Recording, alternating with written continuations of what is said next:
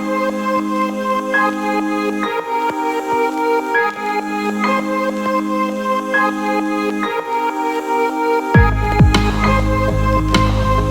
morning. My name is Joe Bandel, and I am the last Rosicrucian.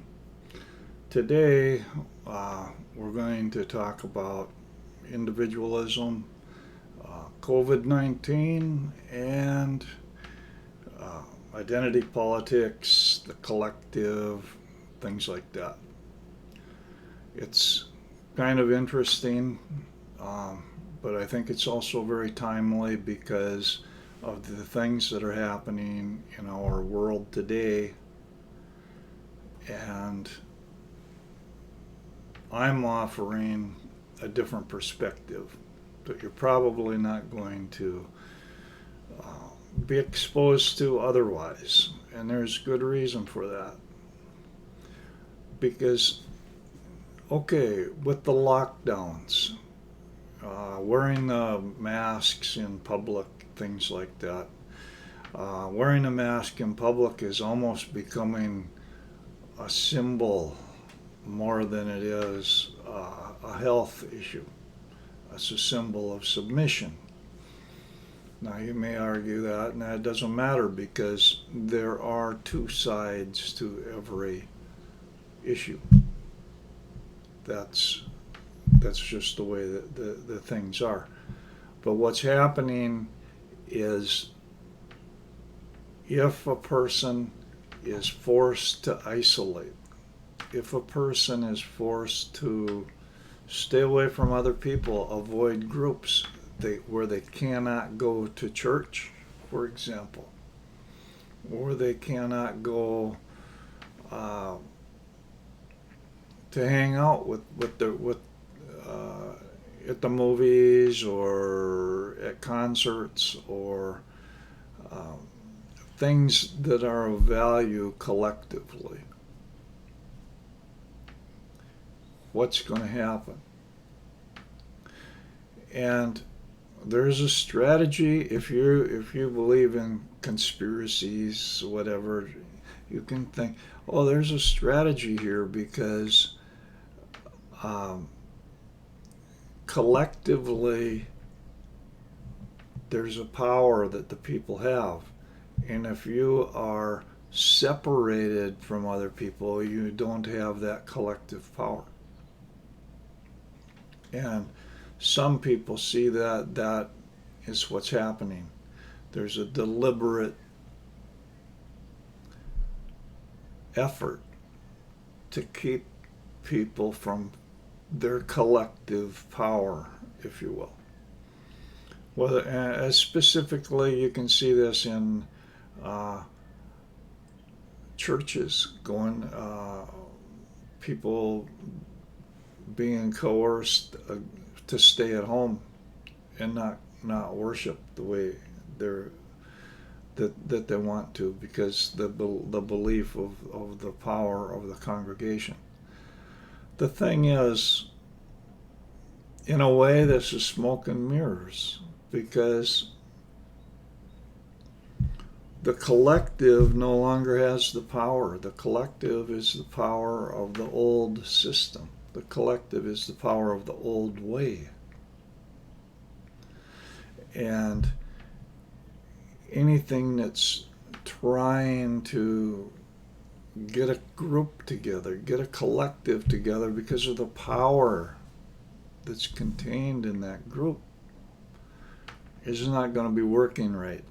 The energetics do not favor that. Which a good example is identity politics. It's not going to work. The energy dynamics do not favor any longer. They do not favor identity politics, where you identify with a group. Because it doesn't matter whether you identify with this group or that group, you're identifying with a group, and that doesn't work anymore. Well, what does work? This pressure that's being put on individuals, what is emerging from that? if we think of this as birth contractions, what's being born?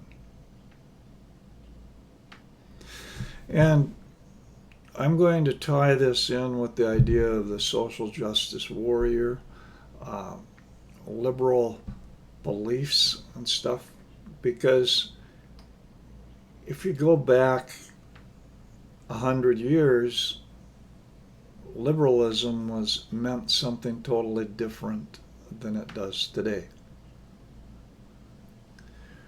I translate articles, stories, poems from the 1890s, when liberalism really meant something.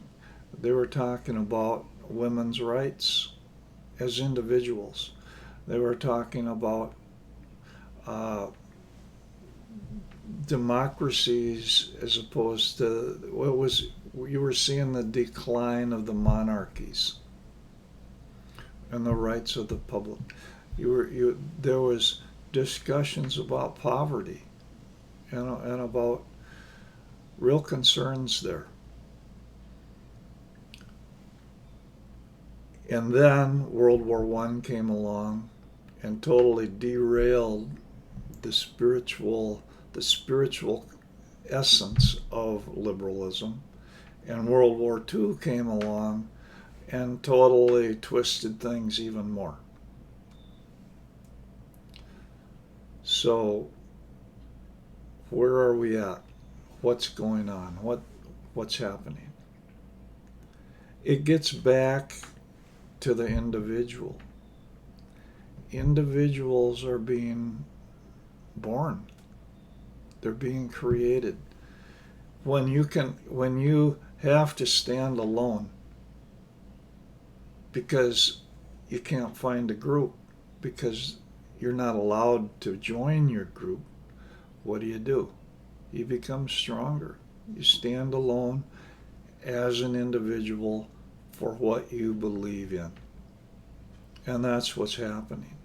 It's not what the powers that were would like to see happening. But this is what's happening, is people are taking individual stances and believing they're standing up as individuals, they're reclaiming their power as individuals, not as groups. And what you are beginning to see is the birth of the empowered individual. If you look at it, that is the source, that's the root of true liberalism. If you think of the farmer, for example, the farmer for a long time symbolized the ultimate in individualism, the ultimate in personal freedom. They were beholden to nobody, but at the same time, they could join in community with others. The idea of being a strong individual does not deny the importance of community. What it does not deny the importance of freedom, individual rights. If you look at America was based upon the concepts of individual liberties, individual freedoms, and individual rights. It nowhere was talking about the group. It was nowhere talking about the collective. All that came later, twisted out of it. And what we've seen, that's because the old energetics used the power of group energy. And it's not working anymore. But that's the only thing they have. So on the one hand, they're trying to prevent one set of people from joining their group because they don't want them to have the power of that group. And on the other hand, they're trying to get another group together over here to push the power of that group. No. mental health, emotional health, spiritual health, all depend upon having a strong sense of self, a strong sense of self-worth, an inner compass, and ego strength. It doesn't mean you need to be selfish. It doesn't mean,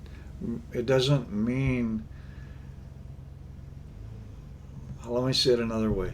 We are all part of each other. At one level, we are all part of each other, but we're all different. And we can be part of each other, and we can affirm each other as individuals. But it's impossible for us to become clones, to believe the same thoughts, to think the same thoughts, to be machines that denies the creative inspiration that's inside of each one of us. We each have unique qualities, and we each have unique gifts to offer to humanity. What's true for one cannot be true for the next, because it's individual, and each person needs to discover on their own what that truth is, what that path is. There's things that we need to do on our own. We need to be born on our own. We need to die on our own. This ascension process is an individual process. We need to find our way, even though we're doing it collectively, we're doing it individually. We're finding our individual paths at the same time. So there's these restrictions. The COVID-19 thing. It's preventing you from going to your support groups. And what's going to happen? Humanity is splitting.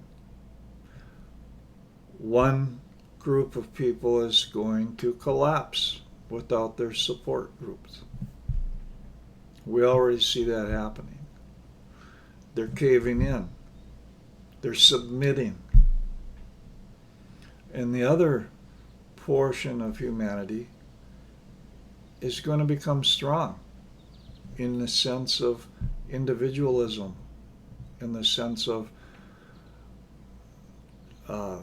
liberalism in its true sense. The true sense of liberalism is about self-esteem. It is about a sense of self. It is about individual rights. Okay? This is what's coming about, and it's not those people that would like to enslave the human race, if you will. They do not want to see individualism. They have hammered away at the evils of the individual for years now.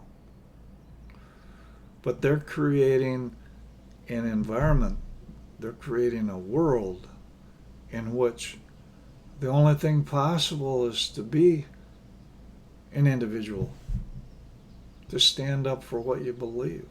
Either that or to cave in for utter submission. And I know where I stand on this. So I just offer this as an alternative thought to think about as you're going through these struggles, these challenges that we have. I'm out of time. Thank you for listening. Goodbye.